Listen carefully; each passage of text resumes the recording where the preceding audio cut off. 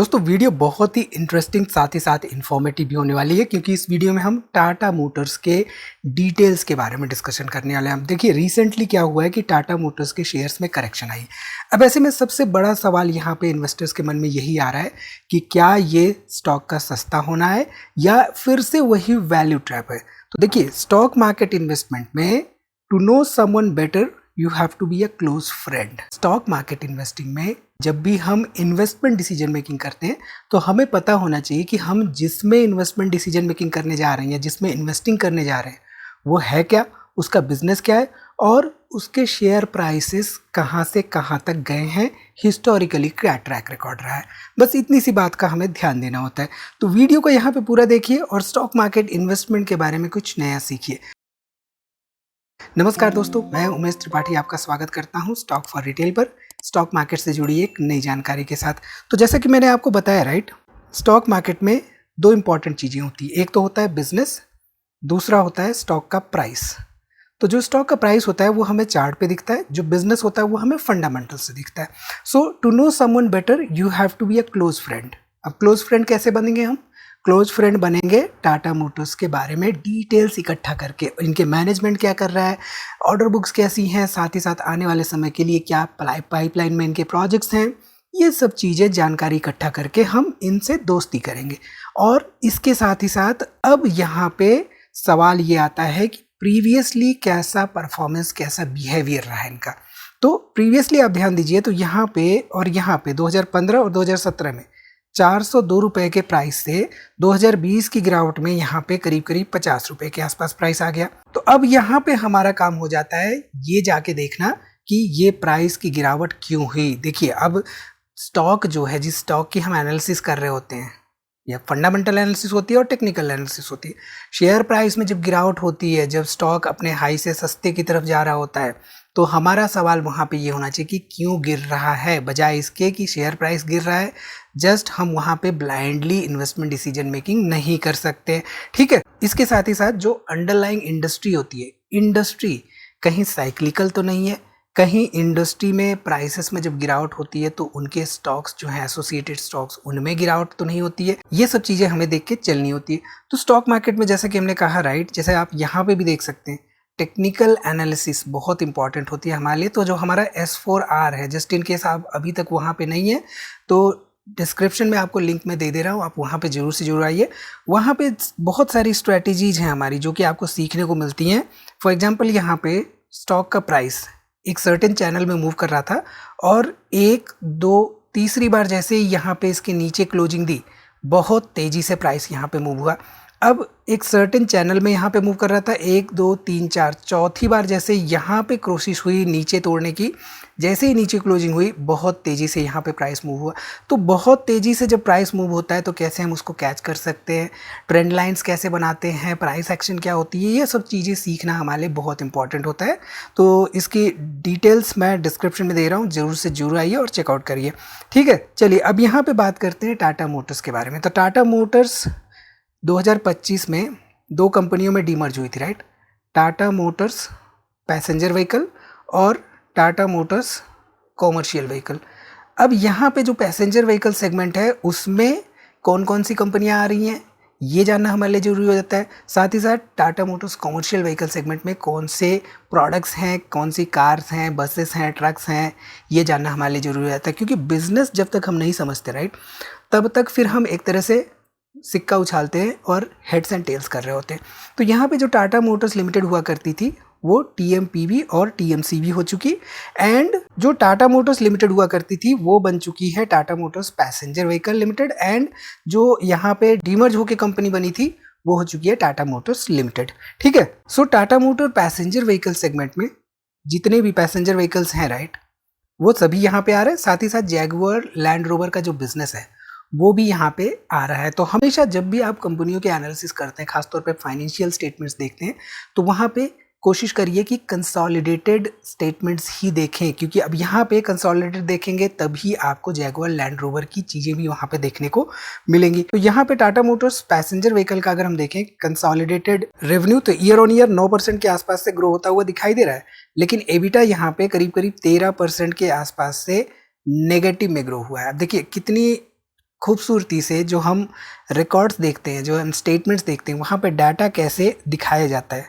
अब यहाँ पे ब्रैकेट में लिख दिया गया है 130 BPS बेसिस पॉइंट्स। इसका क्या मतलब है? पहली बात तो जो ब्रैकेट के अंदर लिखा है वो माइनस नंबर है, और दूसरी बात ये जो 130 BPS लिखा है राइट, ये 13% है। तो इसलिए मैं कहता हूँ कि चीज़ें जो है हमें समझ में आनी चाहिए कि जहाँ पे जो लिखा है, डाटा सब कुछ रहता है, सारा डाटा हमारे सामने रहता है, लेकिन बहुत सारी चीज़ें हमें समझ में नहीं आ पाती हैं। अब यहाँ पे ईबिट जो है 9% के आसपास से ये गिरता हुआ दिखाई दिया है। क्वार्टर ऑन क्वार्टर बेसिस का ये डाटा है। इसके साथ ही साथ जो हमारा जैगुआर लैंड रोवर है राइट, यहाँ पे ईयर ऑन ईयर 9-9.5% की गिरावट देखी गई है रेवेन्यू में, और ईबिटा यहाँ पे करीब करीब 12% के आसपास की इसमें गिरावट देखी गई। तो मैं आपको हमेशा कहता हूँ कि कंपनी की ओवरऑल एनालिसिस करने के लिए आपको कंपनी का quarter on quarter sales and profitability track record कैसा चल रहा है, एटलीस्ट पिछले 2-3 क्वार्टर्स में, ये तो देखना ही देखना होता है। साथ ही साथ ईयर ऑन ईयर रिकॉर्ड भी देखना होता है, क्योंकि कभी कभी क्या होता है कि मान लीजिए जो इंडस्ट्री है, अंडरलाइंग इंडस्ट्री है राइट, वो एक साइक्लिकल फेज में चली जाती है। तो ऐसे में क्या होता है कि जो इसके अंडरलाइंग कंपनीज होती हैं, जैसे कि टाटा मोटर्स हो गई या अदर कंपनीज हो गई, महिंद्रा एंड महिंद्रा वगैरह हो गई, तो उन सब की भी कहीं ना कहीं से डिमांड में कमी आ जाती है। देखिए जब इकोनॉमिक साइकिल, जैसे कि मैंने पिछली वीडियोस में आपको बता रखा है राइट, इकोनॉमिक साइकिल में क्या होता है, कभी कभी ऐसी सिचुएशंस बन जाती है जहाँ पे डिमांड कम हो जाती है, और जब डिमांड कम होती है तो सेल्स कम हो जाती है। जब सेल्स कम हो जाती है तो कंपनियों की प्रॉफिटेबिलिटी कम हो जाती है, और उसका असर कहीं ना कहीं से शेयर प्राइस पर भी देखने को मिलता है। हालांकि ये एकमात्र शेयर प्राइस के गिरने का कारण नहीं होता, बट ये एक इंपॉर्टेंट कारण होता है। ठीक है, चलिए अब यहाँ पे अगर हम देखें तो जो इनका पैसेंजर व्हीकल इंडस्ट्री है राइट, यहाँ पे इंडस्ट्री वॉल्यूम्स में एक अच्छी खासी ग्रोथ देखी गई है। साथ ही साथ जो इलेक्ट्रिक व्हीकल सेगमेंट है राइट, 77% के आसपास ईयर ऑन ईयर उसमें ग्रोथ देखी जा रही है। एंड जहां तक पैसेंजर व्हीकल की बात है, टाटा मोटर्स पैसेंजर व्हीकल की, ईवी में इनकी एक तरह से लीडरशिप है, करीब करीब 40% का मार्केट शेयर देखने को मिल रहा है। अब यहाँ पे सवाल आ जाता है कि फंडामेंटल्स कैसे है। देखिए अब टाटा मोटर्स पैसेंजर व्हीकल्स के फंडामेंटल्स, तो यहाँ पर रिटर्न ऑन इक्विटी देखिए 76% के आसपास रिटर्न ऑन इक्विटी। किसी कंपनी का 76% के आसपास रिटर्न ऑन इक्विटी आपने देखा है? देखा हो तो जरूर बताइए कमेंट्स में। रिटर्न ऑन कैपिटल एम्प्लॉयड मात्र 2% का। कॉन्ट्रास्ट डाटा यहाँ पे ROE 75% है और ROC मात्र 2%। सो इंटरेस्टिंग डाटा है राइट। डिविडेंड यील्ड 0.95% के आसपास है। यहाँ पे कंपनी प्रॉफिटेबल है। डेट टू इक्विटी यहाँ पे 0.71 है। पेट्रोस्की स्कोर मात्र 4 का है। सेल्स ग्रोथ पिछले 7 सालों की मात्र 1.5% के आसपास रही है। प्राइस टू अर्निंग रेशियो 116 का हो चुका है एंड पीजी रेशियो यहाँ पे 0.50 के आसपास देखने को मिल रहा है। पीई रेशियो 116 का है, तो बहुत ज़्यादा यहाँ पे देखें तो कंपनी खर्चे कर रही है 1 रुपये इन्वेस्टर्स को देने के लिए। ठीक है, इसके साथ ही साथ अगर हम यहाँ पे sales and profitability track record देखें तो 2,63,000 करोड़ के आसपास सेल्स थी 2015 में। 14,000 करोड़ का यहाँ पे नेट प्रॉफिट था। 2019 आते आते चीज़ें यहाँ पे गड़बड़ हुई कंपनी के साथ और सीधे सीधे 3-4-5 सालों तक लगातार कंपनी लॉस मेक करती रही। हालांकि यहाँ पे सेल्स बढ़ते रहे बट प्रॉफिटेबिलिटी कहीं ना कहीं से कम होती रही। अब यहाँ पे आप ध्यान दीजिए तो लेटेस्ट जो डाटा आया राइट, लेटेस्ट डाटा के हिसाब से 3,35,000 करोड़ रुपए के आसपास सेल्स हो चुकी है एंड करीब करीब 82,000 करोड़ रुपए के आसपास यहाँ पे नेट प्रॉफिट हो चुका है कंपनी का। तो पिछले 2-3 सालों से लगातार एक turn around kind of story देखने को मिली है। तो जब हम चार्ट डिस्कस करेंगे यहाँ तो हमें समझ में आएगा कि जो ऑटो सेक्टर होता है खासतौर पे वो साइक्लिकल सेक्टर होता है या नहीं। ठीक है, चलिए इसके साथ ही साथ शेयर होल्डिंग पैटर्न पे अगर हम ध्यान दें तो यहाँ पे आप देख सकते हैं 2023 में करीब 47% प्रोमोटर्स थे, 17% पब्लिक थी और यहाँ पे करीब करीब 35-36% के आसपास FIs एंड DIs देखने को मिल रहे थे। लेटेस्ट डाटा के हिसाब से अगर हम ध्यान दें तो यहाँ पे प्रोमोटर्स जो है कम होके 42% हो चुके हैं, 23% पब्लिक हो चुकी है और यहाँ पे आपको थोड़े बहुत FIs एंड DIs भी कम होते हुए दिखाई दे रहे हैं। ठीक है, इसके साथ ही साथ अगर हम टेक्निकल्स पर वापस आएँ TMPB के, तो आप एक बात पे ध्यान दीजिए। 2015 में शेयर प्राइस यहाँ पे करीब करीब 402 रुपये के आसपास था राइट। यहाँ से गिरावट हुई, उसके बाद 2016-17 में फिर से उसी के आसपास एक हाई बनाया, लेकिन उसके बाद यहाँ पे बहुत बड़ी गिरावट देखने को मिली एंड शेयर प्राइस 2020 में करीब करीब 50 रुपये के आसपास आ गया। तो 400 रुपये पे जिसने इन्वेस्टमेंट किया होगा और सोचा होगा कि मैं तो लॉन्ग टर्म के लिए रखूँगा, 2015 में 2020 आते आते 5 साल के बाद यहाँ पे उसको बड़ा लॉस होता हुआ दिखाई दिया पोर्टफोलियो में। अब इस समय पे ऑटो इंडस्ट्री एक डाउनफॉल पे थी। जब ऑटो इंडस्ट्री में ओवरऑल गिरावट हो रही थी तो ऑब्वियसली जो इनके एसोसिएटेड शेयर्स हैं राइट, उनमें भी कहीं ना कहीं से गिरावट देखने को मिलेगी। तो इसके बाद इलेक्ट्रिक व्हीकल सेगमेंट पिकअप हुआ, धीरे धीरे यहाँ पे व्हीकल्स की डिमांड बढ़ी। अब यहाँ पे 2020 के बाद एक अनप्रेसिडेंटेड ग्रोथ देखने को मिली ऑटो इंडस्ट्री में। तो ऑटो इंडस्ट्री में ग्रोथ देखने को मिली तो यहाँ पे टाटा मोटर्स के प्राइसेस में भी हमें अपवर्ड मूवमेंट देखने को मिली। सिंपल सी बात है, शेयर प्राइसेस 800 850 तक पहुँच गए। तो कहने का मतलब ये है कि 50 रुपये से 800 रुपये और 400 रुपये से 50 रुपये, दो तरह के इन्वेस्टर्स दिखेंगे राइट। एक तो जो 400 पे बेच के निकल गए होंगे ये सोचते हुए कि चलो भाई यहाँ से मैं प्रॉफिट लेके आऊँ। दूसरे यहाँ पे 400 पे बाई किया होगा कि 400 से 800 पे चला जाएगा।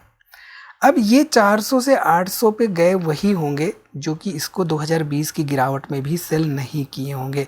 तो एज अ रिटेल इन्वेस्टर हमारे लिए ये समझना ज़रूरी है कि टाइम स्पेंड करना कितना इम्पॉर्टेंट है और ख़ास तौर पे इंडस्ट्री को समझना कितना इम्पॉर्टेंट है हमारे लिए। कि इंडस्ट्री अगर साइक्लिकल है, 2-3-4 सालों के लिए उस निगेटिव फेज में चली जाती है तो फिर स्टॉक मार्केट चाहे अच्छा कर रहा हो चाहे बुरा कर रहा हो, उसका तो एक तरह से प्राइसेस गिरना तय हो जाता है। ठीक है, चलिए Tata motors commercial vehicle segment की बात करें तो टीएमसीवी में यहाँ पे रिसेंटली इन्होंने इवेको को एक्वायर किया था। साथ ही साथ फ्रेट टाइगर जो है यहाँ पे एक तरह से सब्सिडरी हो चुकी है Tata motors commercial vehicle segment की।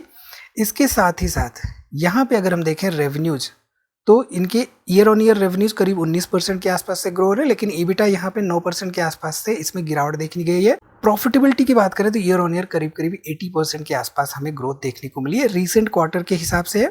वाहन मार्केट शेयर की बात करें तो डोमेस्टिक मार्केट शेयर यहाँ पे करीब 37% के आसपास देखने को मिल रहा है Tata motors commercial vehicle segment में। Tata motors commercial vehicle segment में कौन कौन से व्हीकल्स मैन्युफैक्चर करती है ये स्टडी करना हमारे लिए बहुत इंपॉर्टेंट हो जाता है। ठीक है, यहाँ पे अगर हम टीएमसीवी के फंडामेंटल्स देखें तो रिटर्न ऑन इक्विटी 34% का, return on capital employed 36%, dividend yield 0.83%, company profitable है, डेट टू इक्विटी 0.44 है, पेट्रोस्की स्कोर यहाँ पे 5 का है एंड ओवरऑल देखें तो प्राइस टू अर्निंग रेशियो करीब 24 के आसपास देखने को मिल रहा है।